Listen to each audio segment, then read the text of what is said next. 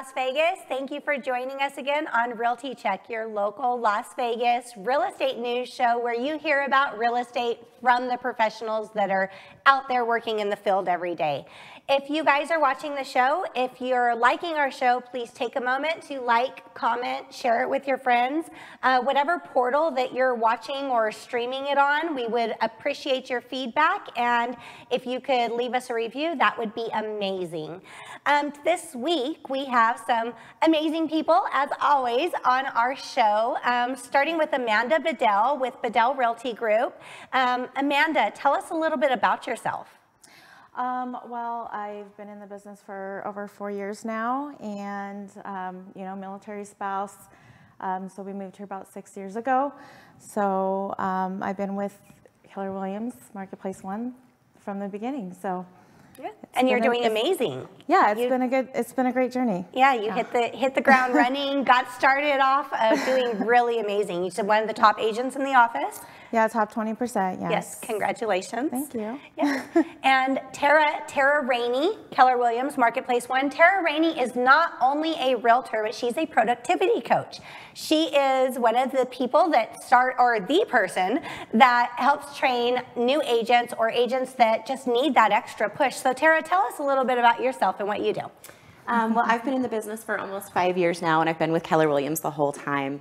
I was running a team and now have moved into productivity coaching. So that is my job now full time.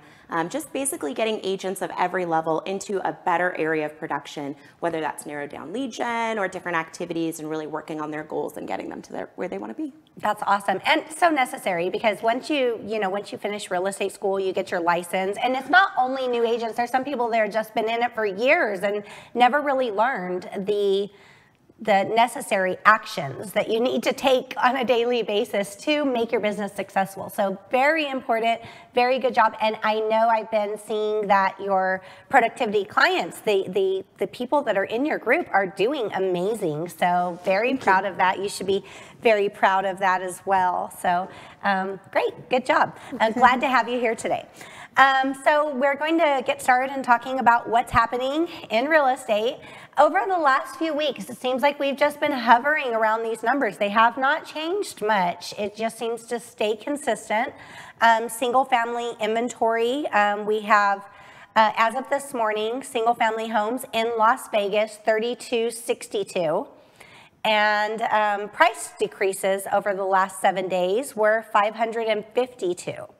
So we have, over the last few weeks, I've been watching this number, and it's been hovering right around those numbers the whole time. So what do you guys think about that? Any concerns, or do you think it's we're just adjusting? Well, I mean, it's normal for this time of year for it to slow down a bit. You know, since I've been in the business, it's been the norm. But I really do think that buyers, the ones that are out, they're serious, but they're not. You know, they're starting to fight back a little bit, and they're not wanting to pay more than they have to. So they're starting to get a little more pushback, which is could be causing the price decreases. Absolutely. They're starting to look at comps. Right, less offers on properties. I haven't been going up against as many multiple offer situations. I just wrote an offer this week, and we were the only offer. So that's awesome. I definitely think there's something changing with, the market for sure. And Amanda, you work with a lot of VA buyers, right? Yeah. VA clients. And so during the rest of this year, did you see a lot of struggles with that, with getting those VA offers accepted? You know, I mean, the veterans that I worked with, you know, we were able to get them under contract. We were, there's other ways of being competitive than just offering over list price or, waiving appraisals. Yes. So we just found other ways to compete and to stand out. And, they were all able to, it took some time and Yeah. some patience, but you know, they were able to get into something. So that's awesome. That's Yeah. great. Yeah, and that's one thing that I do like when I start to see the market soften a little bit as it is.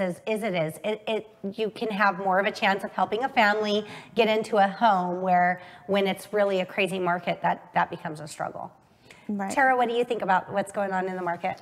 Well, I think similar to maybe your perspective too is there was definitely a concern for buyers where maybe many locals were getting almost squeezed out of that price range, and because we had so many relocations from other places that had the cash to go over market value, we kind of let that happen, I think, as agents. And so I think we kind of have to take some responsibility for taking listings with sellers that wanted unrealistic prices and then, you know, fighting for our buyers to get into those properties. So we've gotten really strategic with the way we write offers as well, not going above appraised value, but maybe offering to cover some of the seller's costs in order to get our offer accepted, but not creating that, you know, inflated market.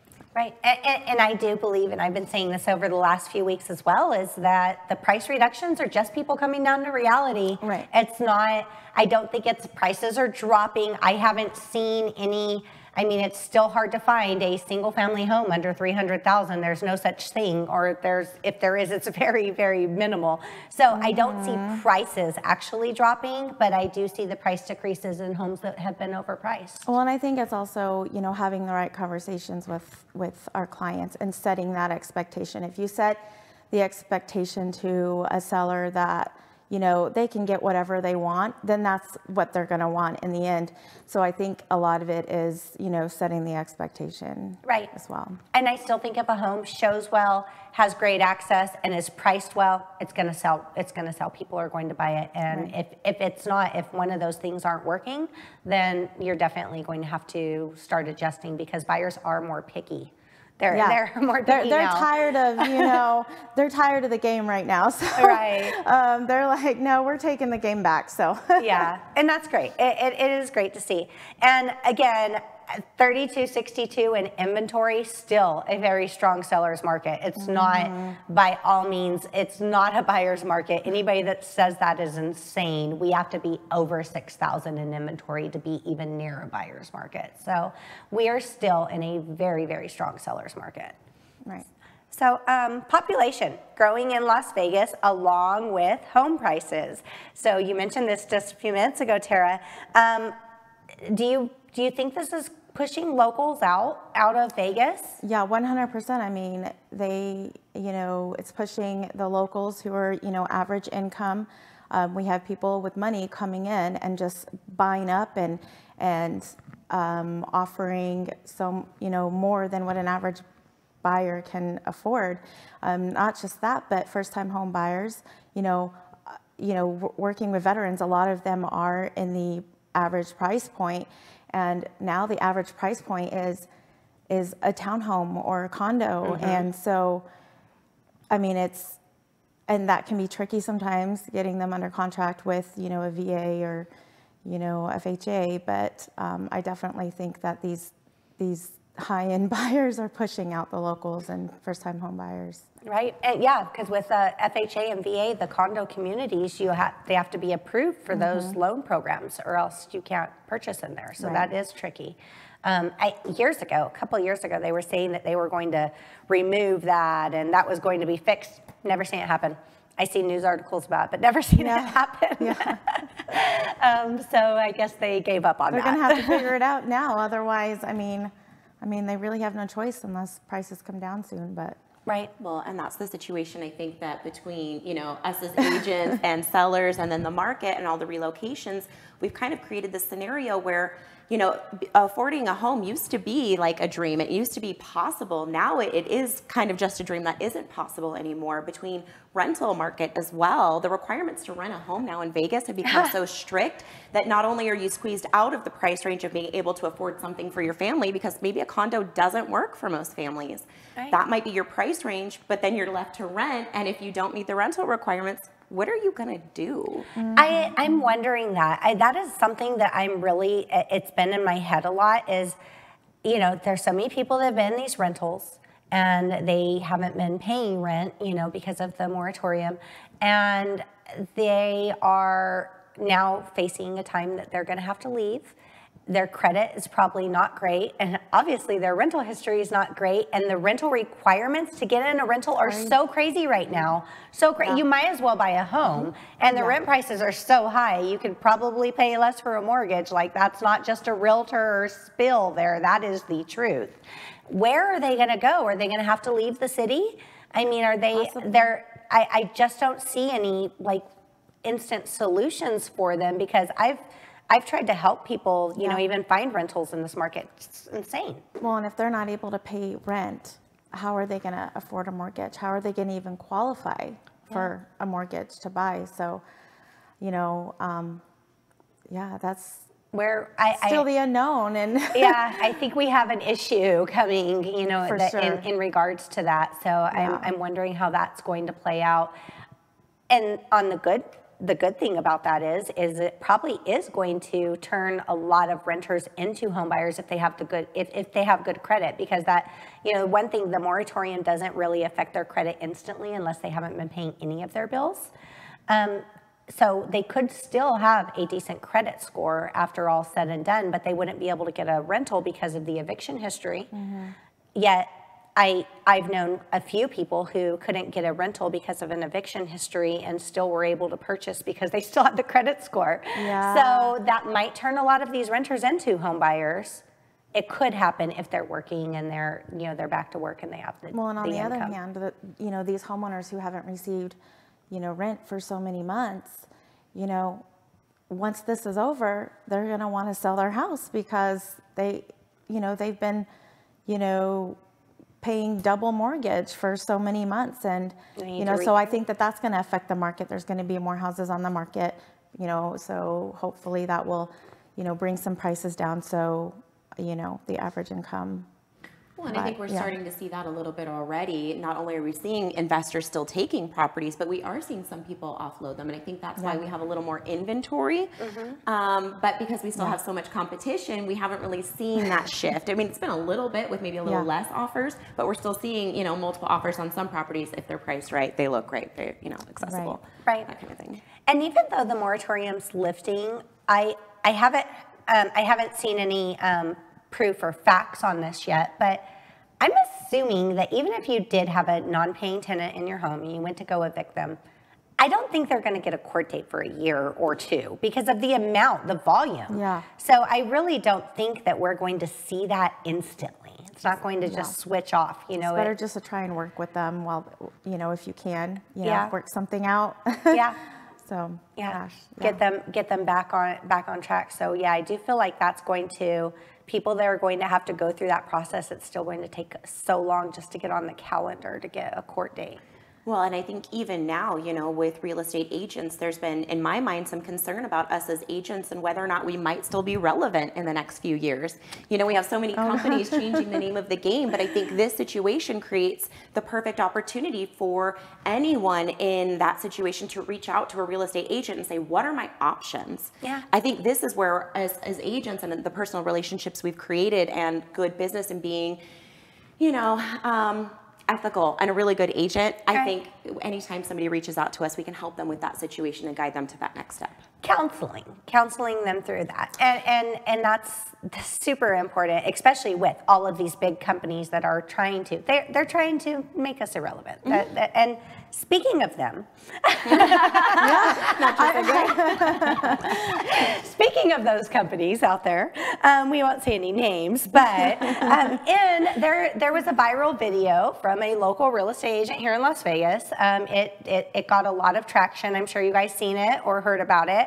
That they were accusing big companies such as Zillow, we'll just say such as Zillow, not specifically, but I think that's who they were accusing specifically. But they're manipulating the market, buying up a bunch of homes in a market to be able to control the pricing and control basically the inventory in that market to make them the homes that they're selling, that they purchased and they're reselling, more profitable. Do you think there's truth to this, or do you think it's just happenstance? I definitely think there's some truth to it. I definitely think that whoever has the most properties owns the market, right? So I definitely see from experience, you know, Zillow buying up a bunch of properties for rentals, you know, over, you know, the whole, you know, the country, not just here.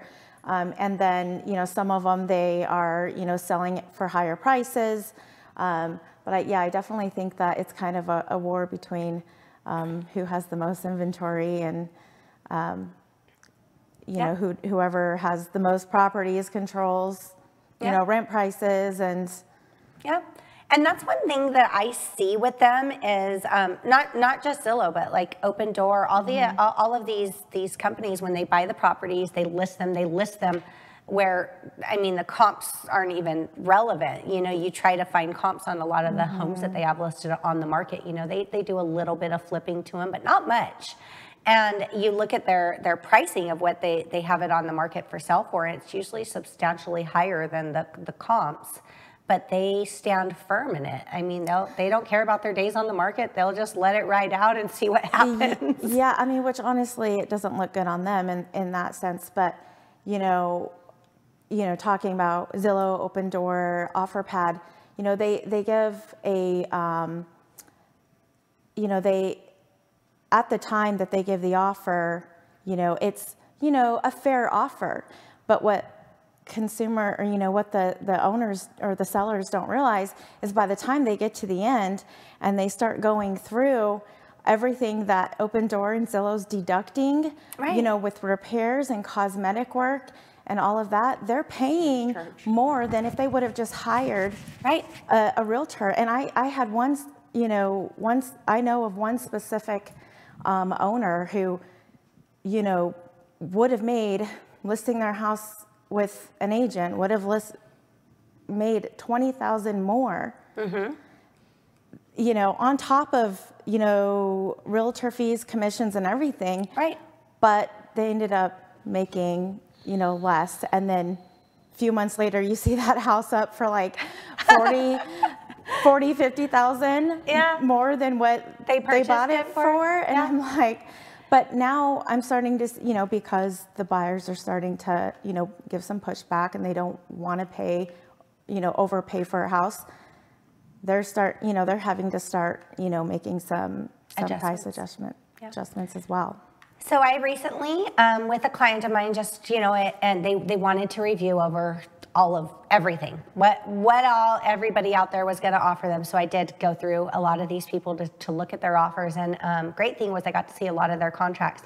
Yeah, they charge no commissions, okay, but they all have a 5% fee, or buyer's credit to buyer's closing cost, they call it, or whatever. 5% does not include your escrow fees, which is typically 1%. Okay, so you're already paying 6%. So sellers already paying 6%, that they don't call it commission. So I guess that makes the sellers feel good. I don't understand that.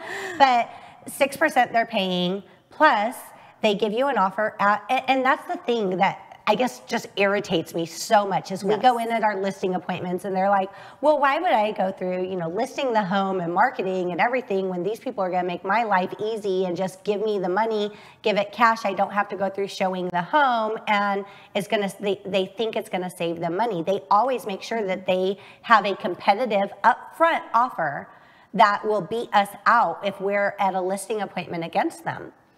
So in this instance, just a scenario, in this instance, their competitive upfront offer was exactly what I had priced it at for comps. And I was a little irritated with that. And I'm like, I know they're not going to pay you that, but let's see how it goes. So we go through that. They do their, you know, inspection, walkthrough, whatever. They come back, the offer's $20,000 less after they do everything than what their initial was.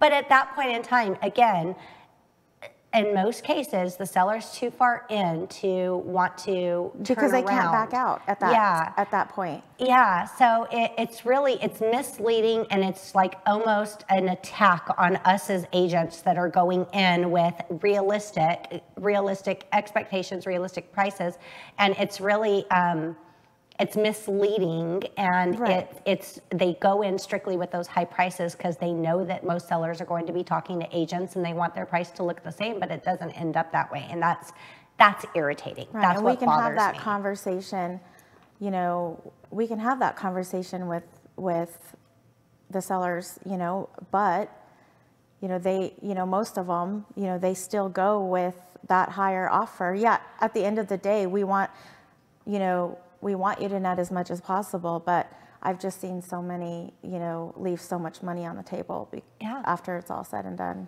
Yeah.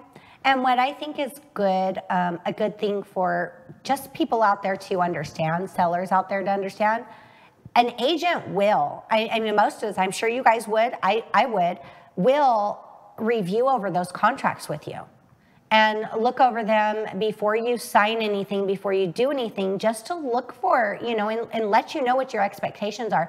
I feel like there's so many sellers out there that are scared to ask an agent to their opinion on it because they think that, they're going to try to talk them into doing something different, or they think this is what's right for them or whatnot. But I mean, I would, and I'm sure you guys would as well, be happy to meet with somebody. And if they still went with that route because that's the best route for them, then by all means, I understand. No harm, no harm done. But I think that many people need that. They need the agent to, someone that is not representing that company to look over everything with them. Right, 100%. Well, and this is our job. We write contracts, we negotiate, we review contracts. So at least use somebody who knows what they're looking for, what the verbiage means, what the lingo means, that can explain it to you in layman terms so you really understand what you're signing up for. Yeah, yeah. I think that's important to any client. Because Zillow, Open Door, they're not working for them. They're not working for the seller. They're working for their company. So they're they're not going to tell you anything that's in your best interest. Right. So in a sense, the seller is a for sale by owner. They are not. They don't have anybody looking out for their best interest. Right. And a lot of those companies charge a 1% cancellation fee if you don't follow through, which people don't realize until later, and that's costly. So it's it's definitely. Not good. And if they did do that and pushed realtors out of the market, got rid of us, it would be great for them. But in the end, the consumers would be the ones who were hurting from it. Yep.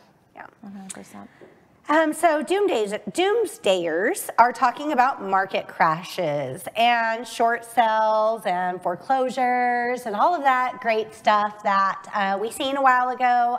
I personally don't think we're going to be seeing it again, but just because I'm hearing so much about it. I was on the phone with somebody last week and they said, can you send me a list of foreclosures and short sales? And I was like, I don't even think we have a list, like enough to substantiate anything. Yeah. So I ran a search, didn't put any price filters on it, didn't put any bedrooms, bathrooms, anything filters, just all in Las Vegas. How many short sales, how many foreclosures are on the market? There's 8 foreclosures and there's 13 short sales. So I do not see that as something that is a concern that we're heading into that market, not with those numbers. What do you guys think? Well, I think it's more of a buyer's market, in this market where, they can sell their house for more than what they owe. Yeah. It doesn't make any sense to go through a foreclosure or short sale, and not only that, but the banks, I mean, buyers that are asking for a list of foreclosures, they don't, what they don't know is now banks know that even if they have foreclosures, they can still get full market value, if not more, for their house. So they're not saving anything by looking at foreclosures. If anything, it's more of a hassle because they're having to go through the process and, waiting 6 months or more to even get into the house, and it's probably stripped of all of the interior, the light fixtures and all of that. But I definitely don't think it's something that's valuable in this market. Yeah. How many times have you got a call from a buyer that's like, I'm looking for a home for $100,000 and just send me foreclosures? I'm like, there's no such thing. Yeah. Not even foreclosures. There is no such thing. That's not a magic word. Right. It doesn't work that way. Tarra? No, and it's funny because I've been fielding this question a lot, and I have so many people, that know I'm an agent, and they're like, well, what do you think? What do you think is going to happen? Is there going to be a crash? And I always tell them, look at the signs. Our city is still growing at such a rapid pace. Inspirada just hit phase 3. They're still building and on the strip. Casinos are still going up. Yeah. There's no way that they are stopping any construction on the strip. And that's who I kind of look to. If we're still growing and building and there's no stop to anything happening in this city, chances are there's not going to be a crash. And if there is, you might not have a job to purchase a home. So let's talk about that for a second. Are we really wanting a crash? Because that's really not good for anybody. Right. And after the last one, there were so many regulations and things put in place that we're not going to see a ton of foreclosures. We're not going to have the same instance that we had before. So I think those people are better off going through probate or like tenant occupied properties. If you want a deal and you're willing to wait a little bit, you're probably better off searching those than you are like foreclosure. Absolutely. And that's another thing. The people that have been paying higher prices this year have been paying cash. I mean, cash above appraisal, cash above everything. They're not going to default. They're not, they're not, there's so much, we've seen so much cash put on the table. I mean, it's a few years ago, I was like, no buyers have cash to pay this or that or whatever. It's like all of a sudden they all got cash. I don't know where it came from, but they all got it. Out of state. California. Thanks, California. So speaking of that, Californians coming to Vegas has definitely boosted our luxury market a lot. So I thought this article was so interesting. And so there's 2 luxury communities, one in the Southwest and one in Henderson, that are being built right now. They're selling lots, they're reserving lots. Prices are about 2.3 to 4 million. But these homes have, they are planning on giving a Model 3 Tesla with every home purchase. So there you get your home and your car all in one shot. That's a great closing gift. Yeah, great closing gift. Oh my gosh, I can't beat that one. No. Tesla powered homes, net zero positive energy communities, panoramic city views, and grading starts in October. Wow, what do you think of that? I think it sounds exciting. It does. I have some concerns. Yeah, definitely some concerns. It's definitely gonna, change the way the luxury market is marketing their homes. It's like an Oprah show. Like you get a car, you get a car, you get a car. It's like, well, are they bribing them? I mean, are their homes? I mean, it makes me wonder. What do their homes look like? What are they, why do they feel they need to offer a car for someone to purchase their home? Yeah. For $2 to $4 million. Yeah, is that $1 million car? And was that worked into the price? And how much is that Tesla gonna cost them to recharge for 15 hours a day? Well, they're all solar powered homes, so maybe there's not a cost for charging, but I don't know if they work that into some of the solar powered communities or leases where you still have payments. There's definitely a lot of questions. Grading starts in October. When they start the models, I definitely want to check them out. I'm interested to see what they're going to be looking like. So that's pretty awesome. But yeah, I also think, like, you see the movies like, I'm a 90s girl, so Edward Scissorhands, right? Where like every car, every house looked exactly the same and everybody left every day in the same car. That's what I'm envisioning in this community. Essentially, probably. Well, there definitely is a market for that. If you look at just Vegas in general, how much the solar has grown in the city. I mean, at least half the houses that I sell have solar. I mean, I have solar. I love solar. You drive out of the city and you just see all these solar plants and stuff. So there's definitely a market for it. And maybe that's the direction, it's heading. Yeah, a whole Tesla powered home. So I'm just wondering, is it just solar? Are they going to have some bells and whistles? I definitely think it's going to, even if they have solar, it's definitely, to be on the grid, if they don't have the right amount of, solar panels, they're going to, pay for it in energy. But I definitely think it's going to be costly for sure. Yeah, for sure. Thoughts, Tarra? It's funny where my brain goes, because I think about, okay, so we have all these like smart appliances and different things, and how often are they going to need repaired or serviced? And then the type of people purchasing these homes are a higher price point. They're luxury clients. And if the customer service on these, appliances or in this process isn't the same, is that going to create frustrations, from the sellers or the buyers, that are currently living in the homes? Is that going to be one more of those things where it seems like a great idea, but once you get in there and start working out the kinks? Isn't that something though with all technology? I mean, even all these smart homes and everything, it's like, I'm starting to get this frustration with everything being too smart, everything being on Wi-Fi, your whole, your Ring doorbells, your cameras, your everything. And then the Wi-Fi goes out because Cox is can't get it together. I don't know. And then everything goes down. Your whole house shuts down because you have too many smart devices throughout the whole house. It's getting frustrating. It's getting to, I think we're getting to that or I feel like I'm personally getting to that point. Maybe everybody else hasn't got there yet, where I'm sick of everything being, I just want to go back to hardwired. Yes. So at least it's reliable. It's just, Facebook shut down the other day, right? Yeah. So that's just proof. Instagram At Facebook, Instagram, everything just stopped. Conspiracies behind it, yes, of course. But everything just stopped. And is that having everything on this internet grid, smart grid, everything, are we relying way too much on that? And if it stops, it shuts down, what's going to happen?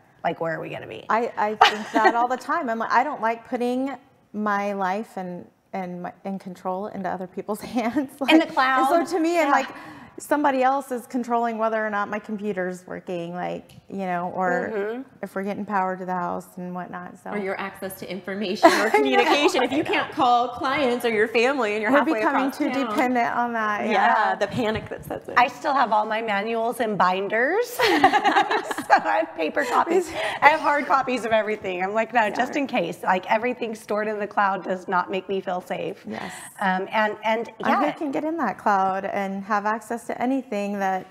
Yeah, I got my credit card hacked the other day. I was $4,000 in charges in 2 hours.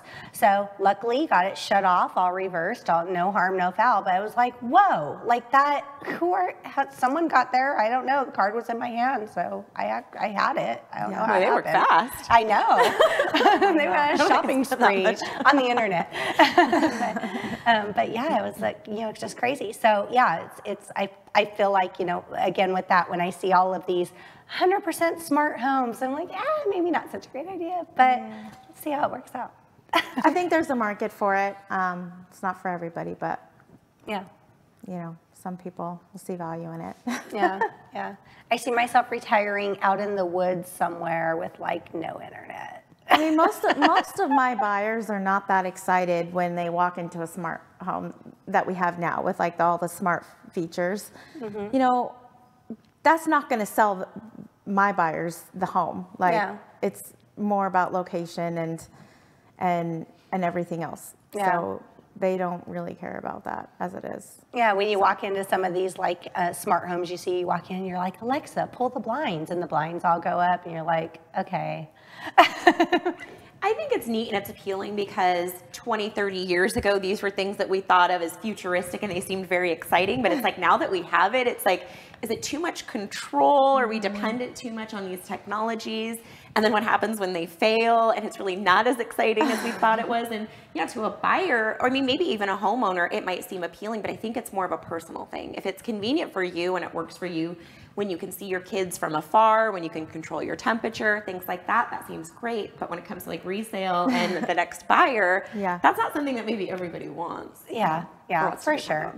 It's certain people, certain people like certain things. That's what makes us all different. It makes us all awesome. And so it was great having you guys here today. So tell everybody, Amanda, how can people reach you if they want to talk to you about some more stuff, real estate? Yeah, they can call or text my number, 702-704-4776, or send me an email at amandabedellrealty@gmail.com.